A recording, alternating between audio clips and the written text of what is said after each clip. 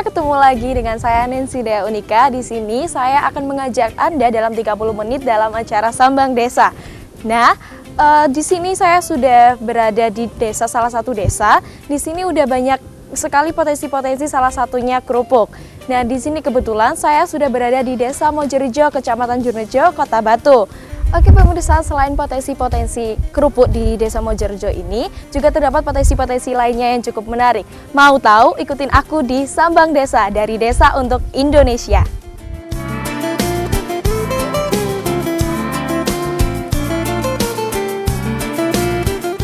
Pemirsa, sampailah saya di Desa Mojorejo, Kecamatan Jurnejo, Kota Batu.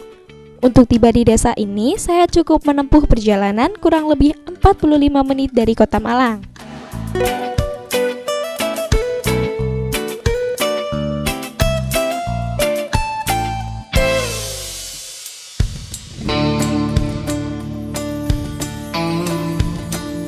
Pemirsa, ini tadi saya sudah berjalan-jalan di sekitar Desa Mojorejo. Nah, di sini saya bertemu dengan Bapak Rujito selaku Bapak Kepala Desa, Bapak ya. Kenalkan, nama saya Nancy. Di sini saya dari Sambang Desa akan bertanya-tanya kepada Bapak Kepala Desa tentang mengenai apa sih yang ada di Mojorejo ini. Bapak Rujito, di sini terbentuknya Mojorejo, entah itu nama atau sejarahnya seperti gimana? Ini lama ini untuk sejarah Mojorejo ini sebenarnya kalau ditelusuri terkait dengan prasasti Sangguran dulu ya, sekitar tahun 900 berapa gitu Masehi. Tapi sebenarnya terkait dengan itu kami masih melakukan juga atau bekerja sama dengan beberapa pihak, terutama dengan para ahli untuk menelusuri tentang kejelasan asal-usul Mojorejo, sehingga kami nanti untuk kedepannya bisa lebih jelas berdirinya mulai kapan dan seterusnya itu sebenarnya masih kami cari. Oh, gitu. Ya. Untuk potensi-potensi di Desa Mojorejo seperti kayak penghasilan, entah itu kerajinan atau tentang produksi apa saja yang ada di Mojorejo, Pak? Iya, untuk Mojorejo sebenarnya punya beberapa potensi. Yang pertama, ini lahan pertanian ya, kita punya cukup luas, tapi perlu diketahui masih tradisional ya untuk pertaniannya. Kemudian ada juga mulai berkembang yaitu UMKM, usaha kecil dan menengah di masyarakat yang sudah mulai berkembang. Di antaranya ada dua yang menonjol, yaitu usaha pembuatan kerupuk singkong itu di sentranya di RW 03, dan juga kerajinan dari kayu, alat-alat rumah tangga dari kayu yang ceritanya di RW 04. Namun demikian selama ini usaha-usaha yang mereka lakukan itu masih kami lihat berkembang secara alamiah. Oleh sebab itu kedepannya desa juga akan memfasilitasi bagaimana supaya lebih maju lagi. Salah satunya mungkin dengan menawarkan kepada mereka apakah perlu dibentuk kelompok-kelompok usaha sehingga lebih terorganisir, lebih punya ketahanan, lebih punya bargaining power yang besar. Tapi bagaimana wujudkan nanti kami tawarkan juga, apakah kalau memang mereka itu oke ya, otomatis pemerintah desa juga mengusahakan. Di samping itu juga potensi yang ada di sini, kalau untuk destinasi wisata kami masih belum ya, karena kalah dengan daerah utara yang dengan alamnya. Tapi kami punya letak yang strategis, di mana kami berada di jalur Batu Malang, Batu Surabaya, jalur utama ya, sehingga desanya punya potensi untuk melakukan usaha-usaha pemasaran ya, karena dekat dengan jalan raya. Oleh sebab itu kedepannya mungkin nanti juga kami upayakan untuk membangun sentra-sentra pemasaran di pinggir jalan raya. Dan sekali lagi, satu tambahan lagi bahwa di Mojorejo ini masih sedikit ya yang ada usaha untuk pengolahan hasil pertanian ya. Selama ini petani ya menjual begitu saja hasil pertaniannya, sehingga kadang-kadang ada permainan harga.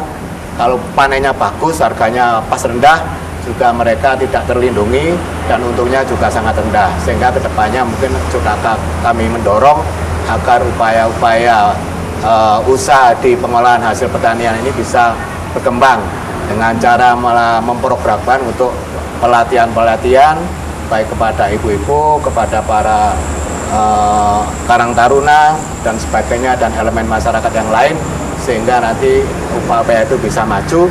Kemudian di pinggir jalan raya ini kita gunakan untuk pemasarannya. Saya kira itu nanti suatu kerjasama yang lebih bagus. Baik, ini tadi kan sudah berbincang sedikit tentang potensi yang masyarakat yang ada di Mojorejo ya Pak. Untuk penduduknya Pak, kira-kira di Mojorejo ini sekitar berapa penduduknya? Untuk wilayahnya terdiri atas 2 dusun, yaitu Dusun Kajang dan Dusun Ngandat, terdiri atas 8 RW dan 24 RT. Kalau untuk jumlah penduduk itu sekitar 5.500-an lah, kita tuh ya. Memang ini tidak banyak dan juga wilayahnya tidak begitu luas, tidak seperti yang karena ini letaknya tengah-tengah ya. Barat, timur, utara, selatan itu berbatasan langsung dengan desa tetangga ya, nggak punya hutan. Oh iya. Gitu, Baik, begitu ya Pak. Oh ya, terima kasih Bapak ya karena sudah kita diizinkan untuk program Sambang Desa dari Dama TV dan terima kasih. Saya pamit dulu. Ya, sama-sama. Terima kasih. Semoga sukses untuk Dama TV. Iya. Oke.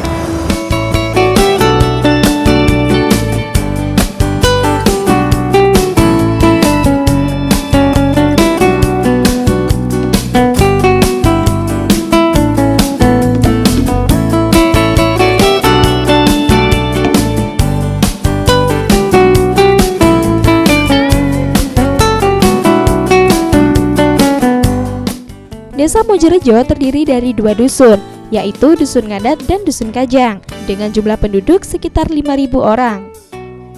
Terletak pada ketinggian 700 mil dan berada di dataran tinggi dengan udara yang sejuk dan pedesaan yang asri. Pemirsa, masyarakat Desa Mojorejo sebagian besar bermata pencaharian sebagai petani dan sebagian lain pengrajin, pedagang, karyawan, wira swasta, pegawai, juga buruh.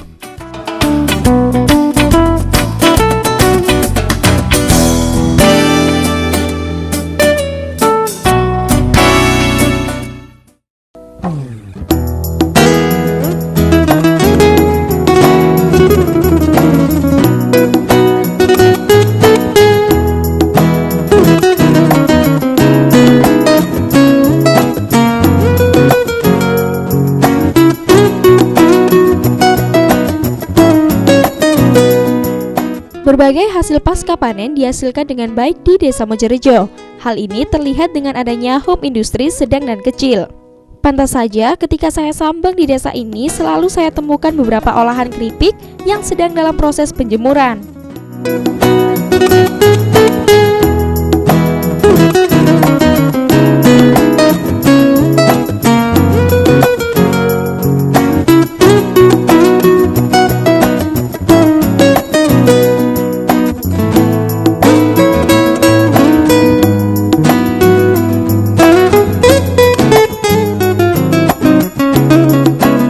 Pemirsa, ketika saya sambang di desa ini, saya menemukan usaha pengolahan keripik dari ubi, yang merupakan salah satu potensi di Desa Mojorejo.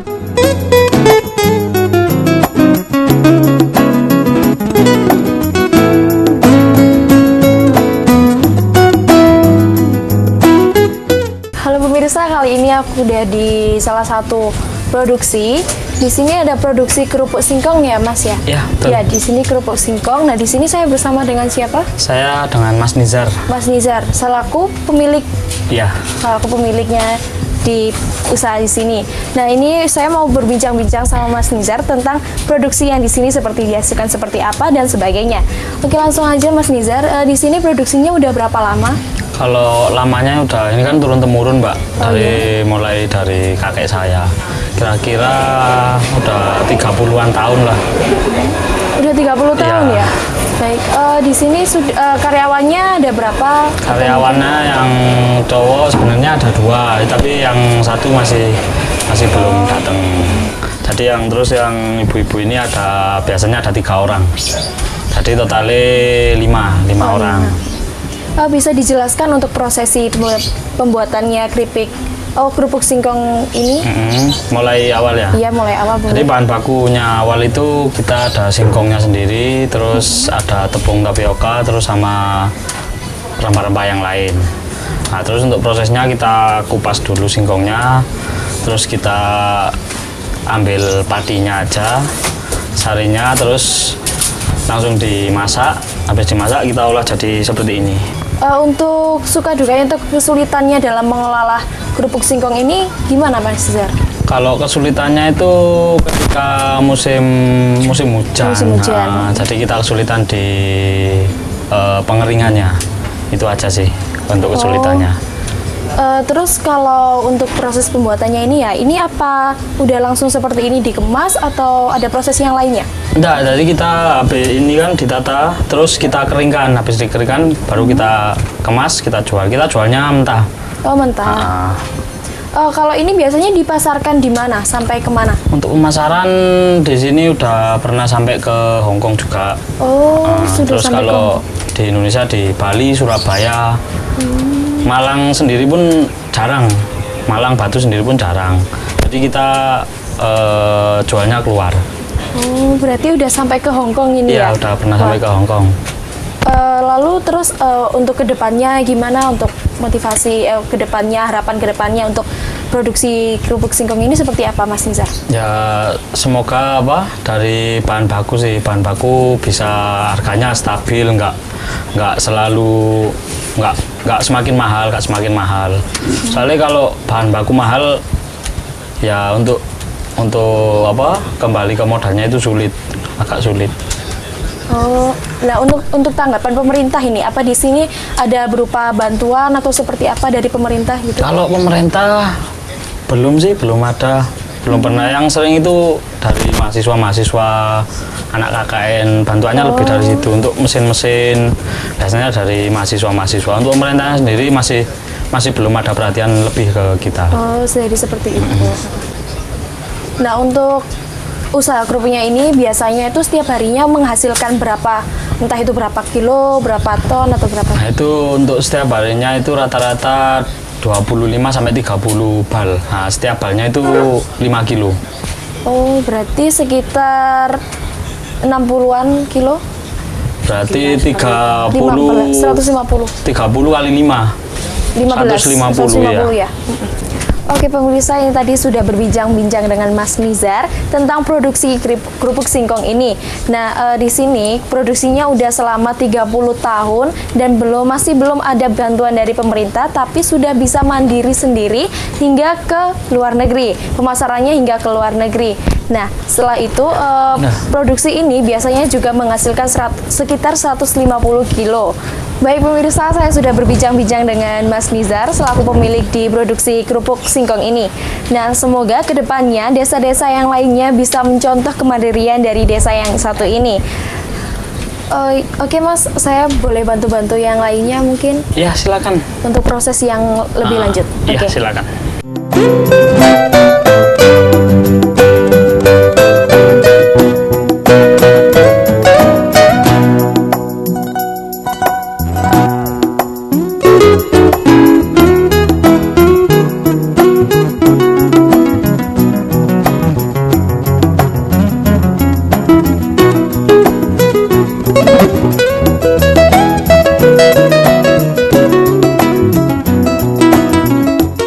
Dengan menghasilkan sekitar 150 kilo keripik per hari, pengirimannya tidak hanya di Kota Batu saja, bahkan dikirim ke luar kota hingga lantas pulau di Indonesia.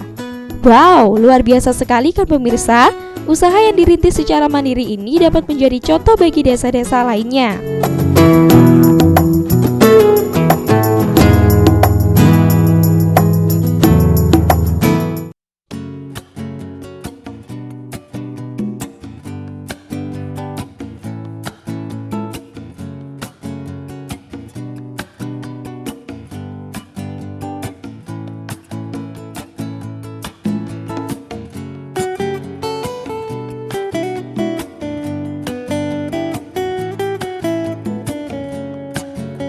Pemirsa, saya kembali melanjutkan perjalanan untuk menemukan potensi lainnya di desa ini. Kali ini, saya melihat potongan kayu yang banyak dijemur di pinggir jalan. Nah, ternyata selain berpotensi dengan hasil olahan keripik ubi, di desa Mojorejo ini juga terkenal dengan hasil souvenir seperti figura dan peralatan rumah tangga seperti entong, sutil, telenan dan lainnya yang termasuk ke dalam kategori industri sedang. Pemirsa, ini adalah Pak Suyitno, selaku pemilik dari usaha kerajinan kayu yang sudah dimulai sejak tahun 2005 yang lalu. Usaha sudah menembus pasar luar negeri ini telah menjadikan Desa Mojorejo memiliki produk unggulan dari sektor kerajinan kayu. Pemirsa, tadi saya sudah jalan-jalan di salah satu potensi, yaitu di pabrik kerupuk singkong. Kali ini saya sudah menemukan lagi potensi yang terbuat dari kerajinan kayu. Di sini saya bersama dengan Pak Suyitno ya Pak ya. Ini saya mau bertanya-tanya tentang seputar kerajinan yang Bapak olah. Ini terbuat dari kayu, betul ya Pak ya? Sebenarnya Bapak mendirikan usaha ini itu sejak tahun berapa? 2015. Tahun 2015. Ya. Berarti kalau sekarang sudah 4 tahun ya Pak ya? Nah ini untuk bahan-bahannya ini dari mana? Dari perhutani. Perhutani. Ya. Perhutani ke sini mengirimkan barang seperti itu ya Pak ya? Ya, gelondongan. Gelondongan malah diolah lagi pengrajin untuk diolah seperti ini. Oh, diolah seperti ini. Ya, kayak belapakan gitu loh. Oh iya. Ya. Kalau begini tuh kisaran mulai dari harga berapa Bapak? Ada yang 5.000, ada yang 10.000, ada yang 30.000. Alas. Untuk model-model, harga permintaan ada yang modelnya itu harganya nggak sama. Oh, gitu. Kenapa sih Bapak kok memilih usaha kerajinan dari kayu ini? Ya, saya inginnya itu. Oh, lebih mudah gitu ya, Pak? Oh, baik. Bahannya lebih mudah gitu. Oh ya. Setelah itu untuk harapan kedepannya untuk Bapak mendirikan usaha ini seperti apa? Yang ya lebih maju lagi. Lebih maju lagi. Ya. Kesulitannya? Kesulitannya itu kalau musim rendang. Musim rendang itu? Ya. Hujan Oh, gitu loh. musim hujan, ya. Itu biasanya seperti apa Pak kesulitannya kalau musim hujan? Kalau warnanya kan nggak seperti bagus yang seperti ini. Kalau kehujanan agak ya apa ya kayak gini loh. Oh, jadi hitam-hitam Ya, seperti hitam, itu ya? Oh, gitu. baik. Ini kalau ngekspornya atau mengirimnya itu dipasarkan kemana saja? Lokalan aja. Lokal? Oh, seperti ke? Malang, wilayah Malang. Belum pernah ke luar kota, maksudnya luar Jawa Timur atau? Nah, barangnya sudah kembali. Oh, ke Bali, Iya. gitu. Gitu. Setelah itu nanti kan sudah jadi seperti ini, apa nanti ada kayak bentuk-bentuk lainnya, entah itu seperti cobek atau bagaimana gitu Pak? Enggak. Cuma gini aja Iya. berarti ya? Oh gitu. Untuk peminatnya Pak, biasanya yang minat untuk barang-barang seperti ini, contohnya seperti siapa, entah ibu-ibu atau gimana? Ya souvenir itu ya. Oh, souvenir. Iya, souvenir. Souvenir kayak pernikahan gitu Iya, biasanya Pak? gitu. Oh gitu. Biasanya setiap hari itu produksinya bisa sampai berapa? Satu hari bisa 400. 400 buah seperti Iya, ini? iya. Oh itu selalu laku gitu ya Pak? Iya. Setiap hari? Oh Ini gitu. sudah pesanan gitu loh. Itu sudah pesanan? Iya. Gitu. Pernah Pak mengalami kerugian selama ini? Oh, nggak pernah. Oh masih belum pernah ya? Iya. Bapak dukanya seperti apa? Apa mau beralih dengan usaha yang lain atau seperti apa? Buka, soalnya bidangnya bisanya. Oh bidangnya gitu. bisanya seperti Iya. ini. Untuk karyawannya Pak biasanya setiap hari datang berapa? Dapatnya, Karyawan? ya 4. Oh 4? Ya, Oh gitu. Itu proses pembuatannya mulai dari awal itu seperti gimana Pak? ya itu tadi. Mulai ada malnya gitu loh. Bisa Digambar? ya gitu? digambar. Ya sebetulnya di dalam itu modelnya kayak sutil, entong, erus seperti itu. Kayunya itu dari kayu apa? Ada yang pinus, ada yang mahoni ini loh. Oh mahoni. Itu biasanya orangnya yang minta atau bapaknya sendiri yang ngasih ke Pak? Ya pelanggannya. Oh pelanggannya yang Iya. minta sendiri ya? Ya. Gitu. Oh baik Pak, terima kasih atas perbincangannya hari ini Iya. dan terima kasih sudah mengizinkan kami untuk datang ke sini. Iya. Baik pemirsa, ini tadi saya sudah ketemu dengan Bapak Suyitno selaku owner dari pengrajin kayu ini. Nah, untuk harapan kedepannya, semoga desa-desa yang lainnya juga dapat meniru ketekunan dan kreativitas yang ada di produksi Bapak ini.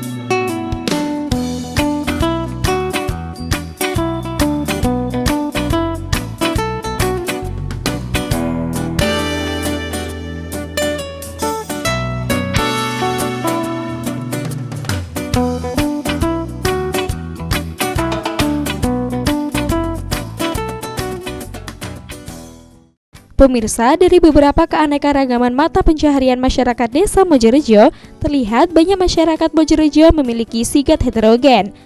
Keanekaragaman tersebut yang membuat kehidupan masyarakat Desa Mojorejo menjadi rukun dan dapat menumbuhkan rasa solidaritas antar warga dengan rasa saling menghargai tanpa melihat ras, suku, agama, dan golongan.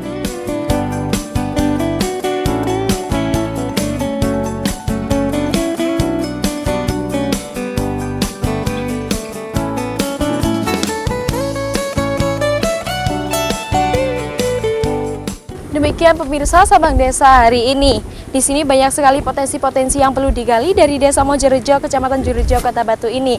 Untuk kedepannya, semoga desa-desa yang lainnya dapat ikut turut serta membantu menggali potensi-potensi yang lain seperti di Desa Mojorejo ini dengan mandiri, kreativitas, dan banyak sekali inovasi yang lainnya. Saya Nancy Dea Unika pamit, tetap saksikan Sambang Desa dari Desa untuk Indonesia.